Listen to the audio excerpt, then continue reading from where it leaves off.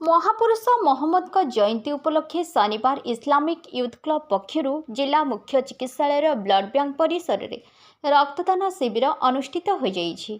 बालेश्वर जिलार आरक्षी अधीक्षक सागरिका नाथ एही शिविर को आनुष्ठानिक भाव उद्घाटन करथिले।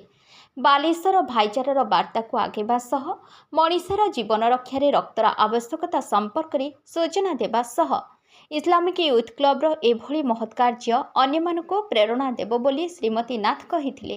क्लबर कर्मकर्ता शेख इब्रार हुसैन, शेख इकबाल, इनायत कादरी, सरफराज कादरी, मीर आसरत अली, शेख सोहेजाद, साहेब कादरी, वलायत कादरी, परवेश आलम, शेख नेसरुद्दीन, मीर अकरम, शेख रईसुद्दीन, अनवर कादरी, सोहनवाज हुसैन, शेख तारिक, शेख आसिफ, रियाज कादरी, शेख साहिल, आफरीदी जाफर, सादफ कादरी, इब्राज कादरी, जावेद कादरी, शेख रियाजुद्दीन, शेख सादफ प्रमुख उपस्थित रही कार्यक्रम परिचालन करथिले।